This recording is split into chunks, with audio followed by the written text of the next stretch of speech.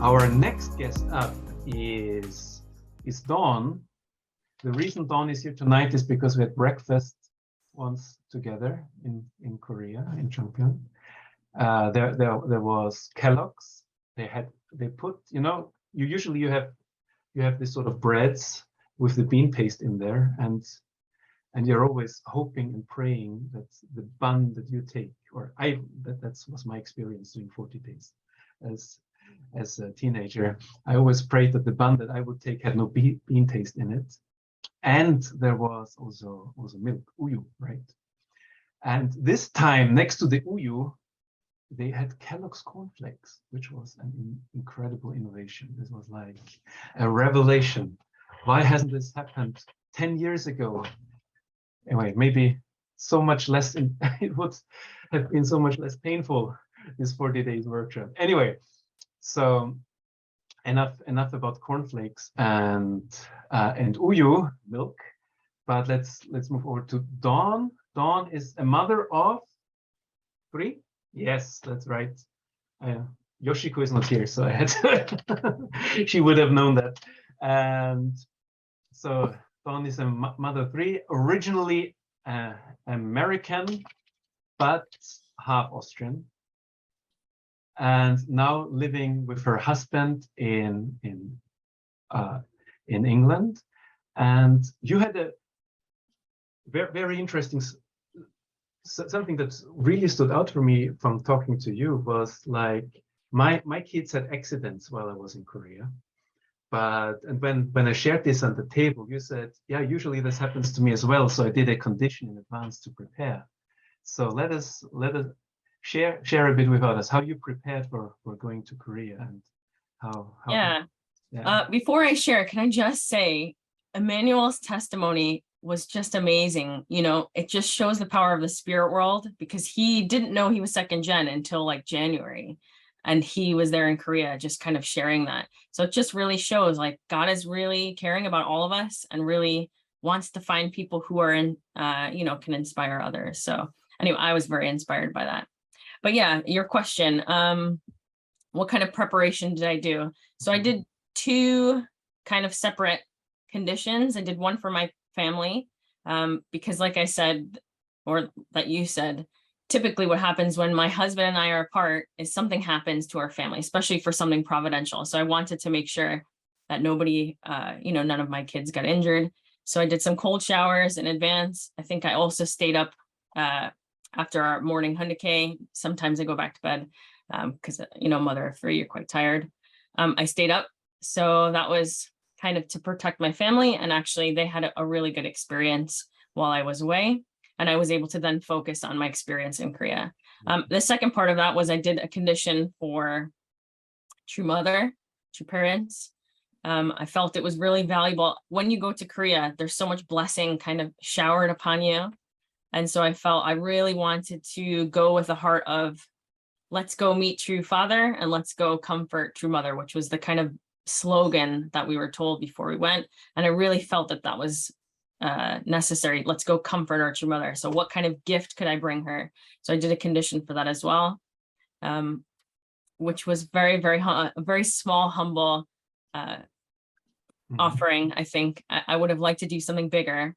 But I felt that at least when I went to Korea, I could offer something for true mother, for her health, and for her during those events to really be comforted.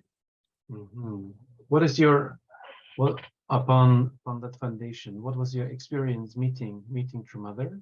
I guess for you, the actual 10th summer anniversary celebration in the Peace World Center was the time, right?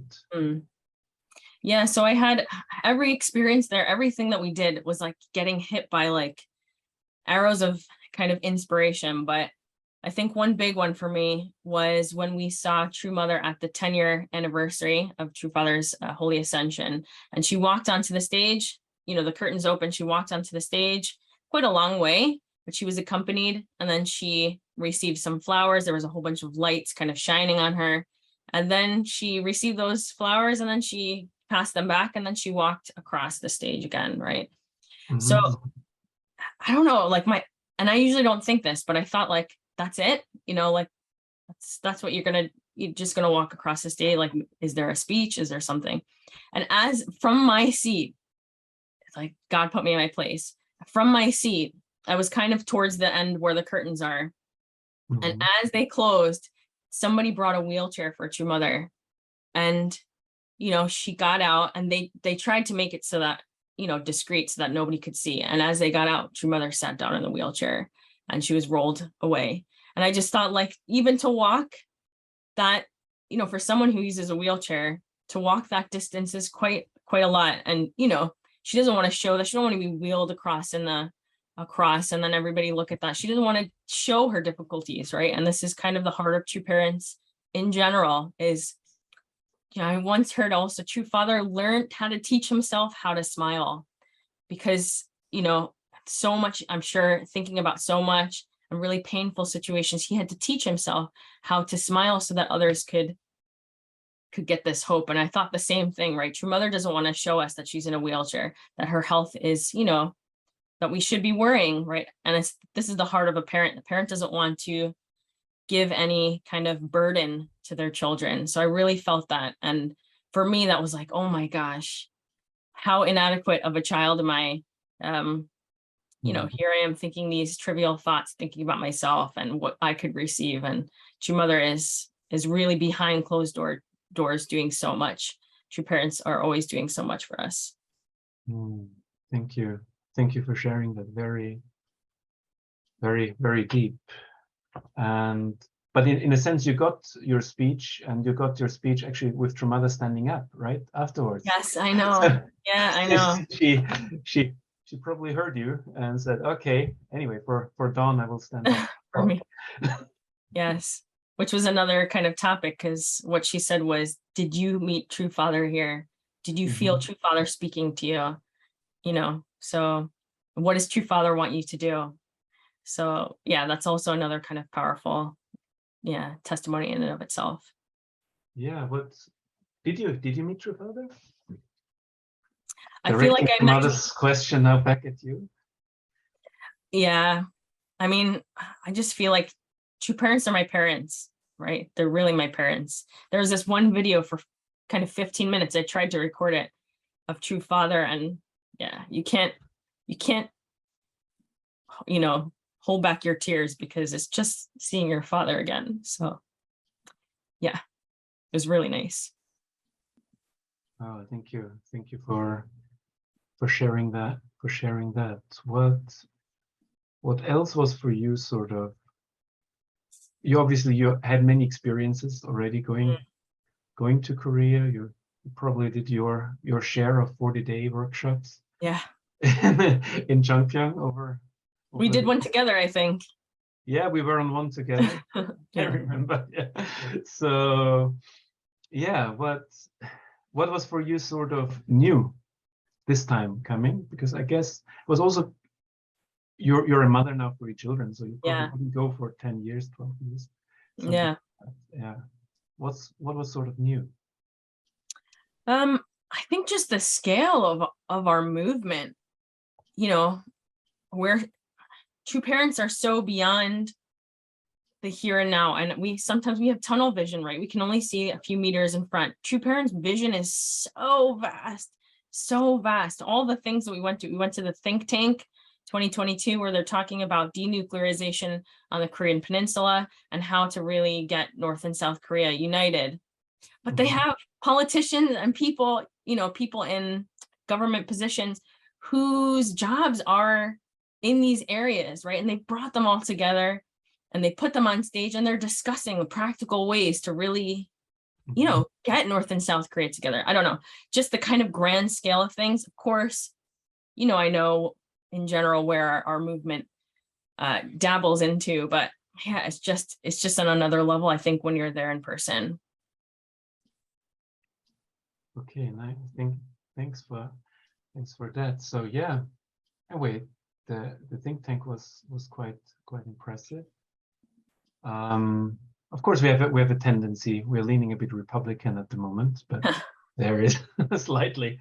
But there is work to be American as well, international. But what I really liked about that part and this was actually a contribution from our region, Europe and Middle East. We had actually representative of both American exceptionalism and the other side, internationalism, globalist, kind of with El Baradei, representative of a UN institution there. So there is, anyway, only true parents can do that, to bring Hun Sen, or his foreign minister, communist country, still communist country with a one-party system, American Republicans and globalists, in a sense, together on the same table. And that was also something that really I found interesting. Of course, there's still a long way to go, but very much inspiring. Yeah, what else?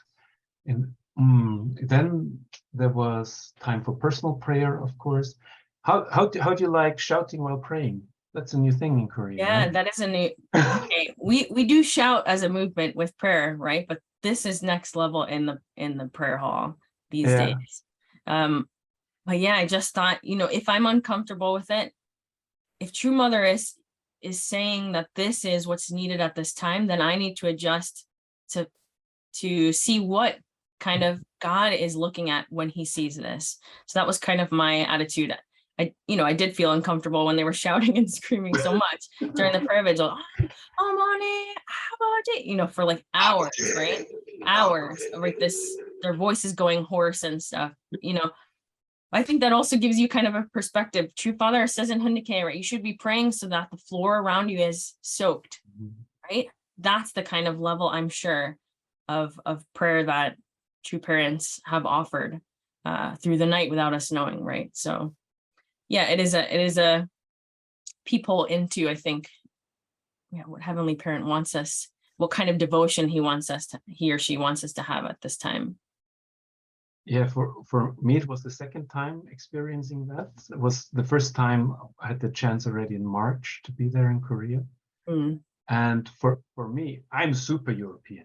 You're American, but I'm super European, and this is like originally felt very uncomfortable for me. But it really something changed and opened up. I actually started praying like that at home, so much that my wife is sometimes worried about me waking up the kids, which is a very, very, very understandable concern. And it's really, I guess,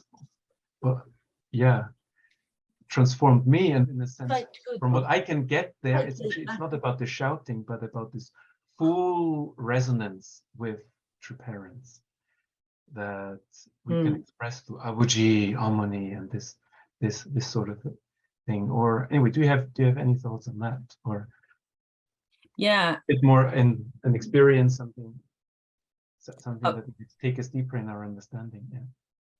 You mean of total resonance? Yeah, or overall from your experience there, what is it in this time? How can we resonate with True Mother, with True Parent? Yes, that's a question I think we all need to individually figure out, right? How can Mother is always saying, right? If you unite with me, the only begotten daughter, right? So how can we do that? I'm still figuring that out fully and what that means for me. But I think one kind of key area that I think is very important is this heavenly tribal messiahship. Actually, we want to talk about that. We did want to talk. I'm making a segue here. Yeah, smooth, very good. So how do you do tribal messiahship? What is your experience there? Yeah, this is the conversation actually over cornflakes that we had. Yeah, exactly. 10 minutes we talked about tribal messiahship. It's funny because this week in the UK, they sent out a newsletter and they said, this week in our history, read True Father's final prayer, right? And I read it. And I don't know if I'm allowed to share my screen just very briefly, if that's okay. Yeah, please do. I am. Okay, this week in our history. Can you see this? It's coming. Here it is. Yeah. So I've kind of, I saw this last part. I declare that if centering on the 14 sons and daughters, the tribal messiahs are able to fulfill the calling of national representatives and restore the 387 nations of the Able UN and Kane UN, everything will be brought to a conclusion. I have accomplished everything for this. I have completed everything. Do you see the word tribal messiahs in there? Yeah, I see it. This is True Parents, True Father's last prayer, right? So if he's talking about tribal messiahs, and how everything can be brought to a conclusion, I think that is very much where we should be focused, right? On our own tribes and figuring out how we can, spread this message, Heavenly Parents' dream to other people. So that's for me, yeah. I think this week was quite another reminder outside of Korea that this is something that we should be aiming for. Yeah, so anyway, it's already 2040, but we started 1 minute late or two, so maybe we can have another minute asking you. So yeah, share one experience where you felt like, so you're doing tribal massage. You said person doesn't get in or out of my house without receiving the holy wine. Yes, right? if I can. If I can, I try that. If somebody comes to my house, even if it's somebody asked me, can you sponsor some dogs? They're trying to get you to sign up for sponsoring some pets.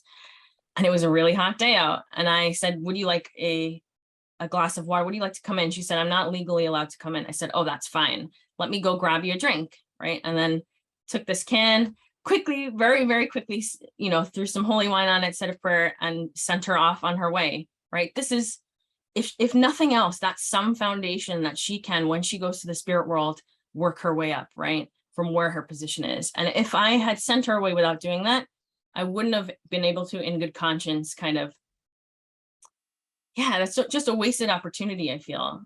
It's not always possible. And I think if I can't get this person, I have to try to pass that blessing on to somebody else. So that's really my focus. And just one last thing, if I'm allowed to say, this week, please I started a bit more. I started teaching at a school this week, and I told everyone, oh, did you have a nice summer? Oh yeah, I did. I went to South Korea, a bit of North Korea in the demilitarized zone.